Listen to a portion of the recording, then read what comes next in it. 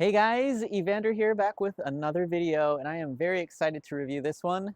It is Testudio's latest LED off-road light bar for your Cybertruck.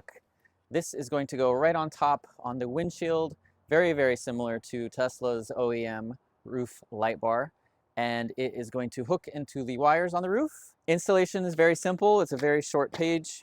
Basically, pop open the cover, attach the wires, stick it on, and apply pressure for 48 hours. Then you're done. So if you're interested in this, link in the description below. And as always, RedNate20 will save you 20% off. Not just this one, but anything on their website. Help support the channel. Thanks in advance. So let's get the install going. First step, we need to pry open this cover. They give you the little orange pry tool. Just get underneath it. Feel it pop. And we're going to work your way all the way down and remove this whole thing and set it aside. Then you're going to find your wires. Safety warning. For whatever reason, you may have turned on this roof outlet. Don't have it on. You do have to go out of your way to turn this thing on, but don't turn it on until we are finished. So this should be off. You don't want to get yourself zapped. Just going to take the tape off of this. Well, apparently I pressed the mute button on the microphone trying to make it windproof, but I will be doing a voiceover for the rest of the install. Basically what I'm showing you here is you've got 3 wires. We only care about the black and the red one. We're going to ignore this green wire here on the left. Alright, I decided to do the wiring last. That way I don't have a bunch of wires tethered to the light bar while I'm trying to stick it on. Prior to this shot, I wiped down the top portion of the windshield with 70% isopropyl alcohol. I want a nice clean surface, and I went over it several times because this really has to stick on there nice and good. I also cleaned a little bit of the roof just in case I touched it. I don't want to have any oils, no dust, nothing underneath there.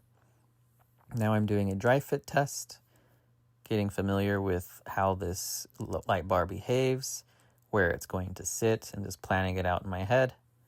Regardless, you're going to want a partner to do the next step when you stick it on, since it's very long and awkward and there's no way you'd be able to stick this on from one side of the truck by yourself. So you're going to grab a helper, stick this thing on, and it's going to be nice and easy. You want to leave about a finger's width on each side. You might want to measure. I didn't measure, but go ahead and measure, find the middle, maybe mark it off with some tape before you stick it on. But before we do that, I'm going to heat the adhesion on the back of the light bar with a hair dryer.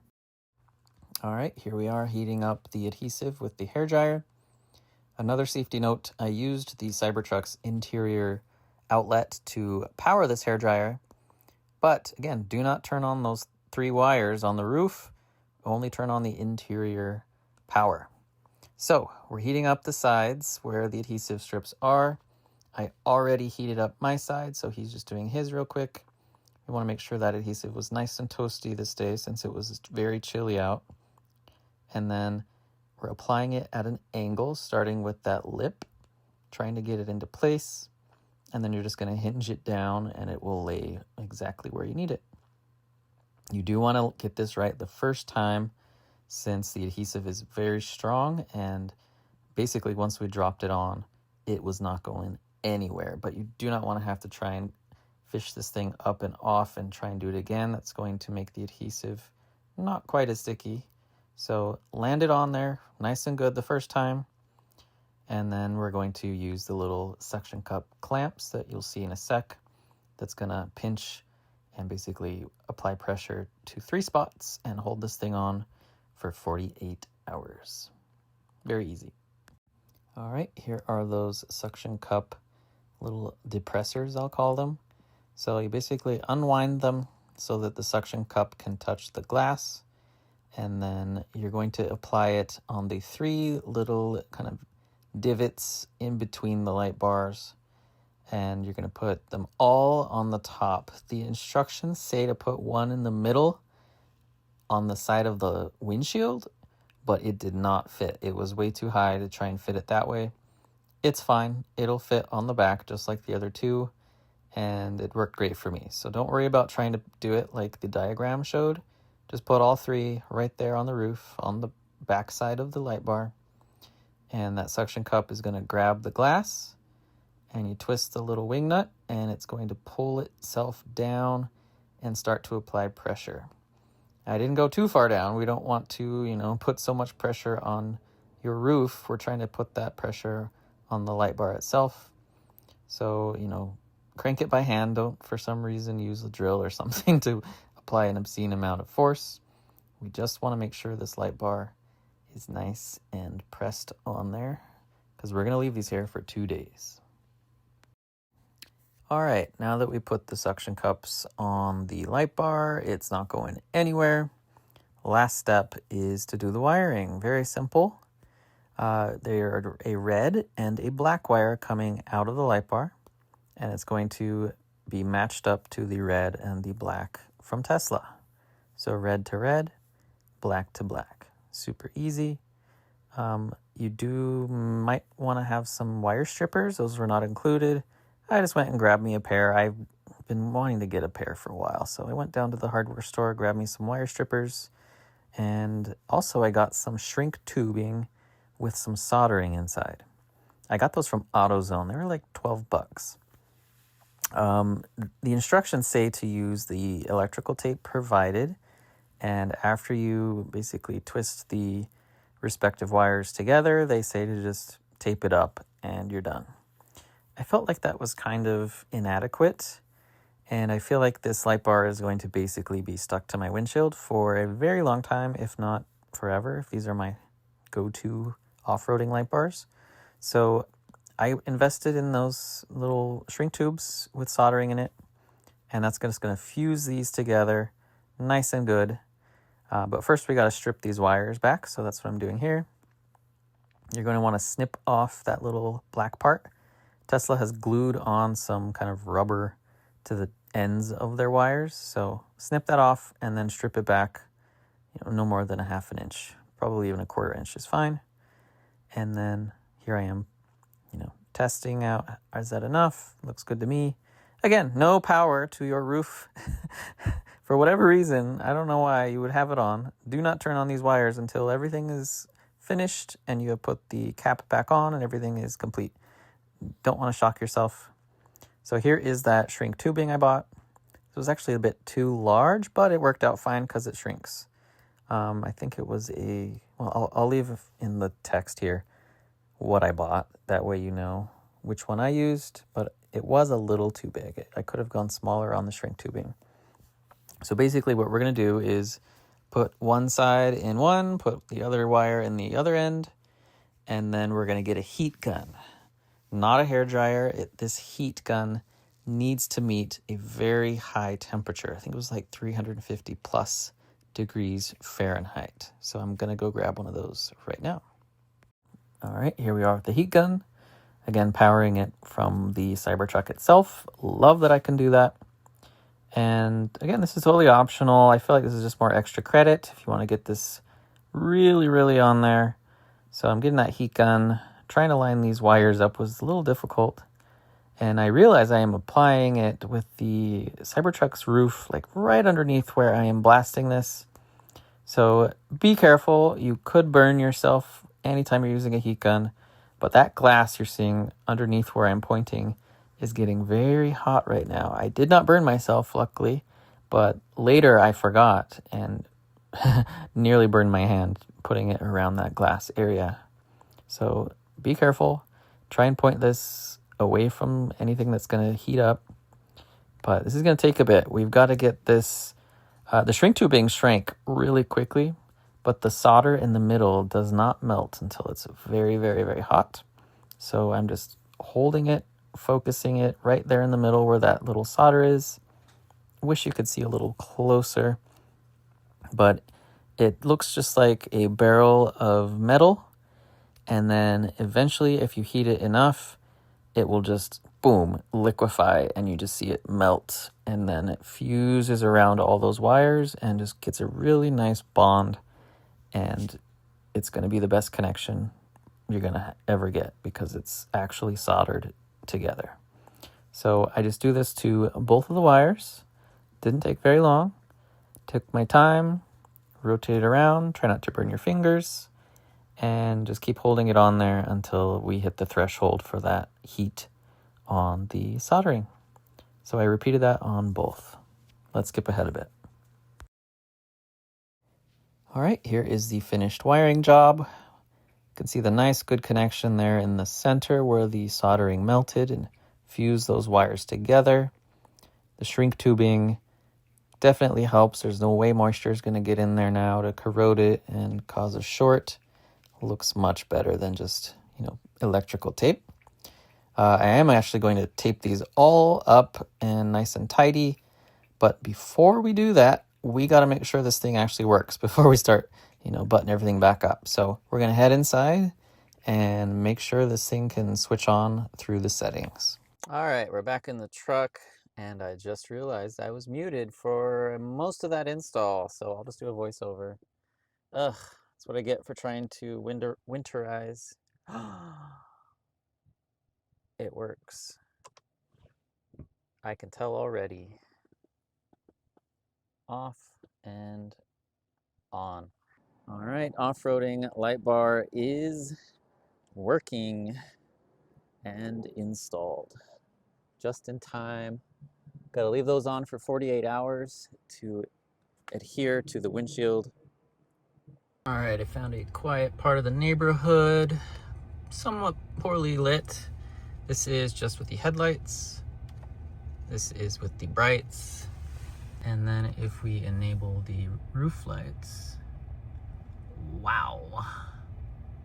Way big of a difference. I can see it's like daylight outside.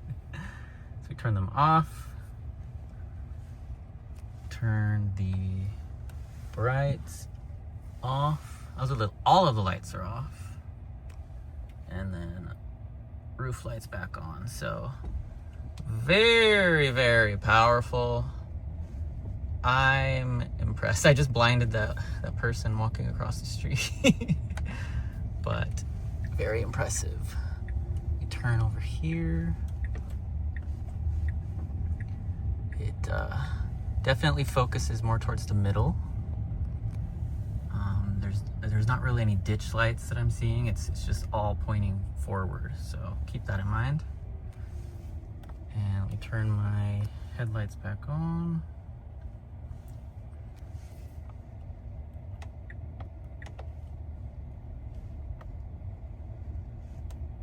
Oh, there's my brights. So let's do... All right, this is just normal headlights. If I add the brights, that's what we get. And then if we add the roof lights, that's what we get. They're insanely bright. All right, someone's behind me, so I gotta pack this up. So my overall thoughts are, this thing is awesome. It is extremely powerful. It's kind of crazy because I can now see all the crap all over my windshield. It is just obscenely bright. But that's what you'd want if you're going off-roading. Definitely not street legal. Do not use this on the normal roads. You will blind everybody. But wow, I actually love this. Sadly, I probably won't go off-roading anytime soon, but it's good to have. There will be opportunities for this for sure. Power feed is the only way to turn it on and off. All right, it has officially been 48 hours. So now I'm going to unscrew and remove these little suction cup depressors.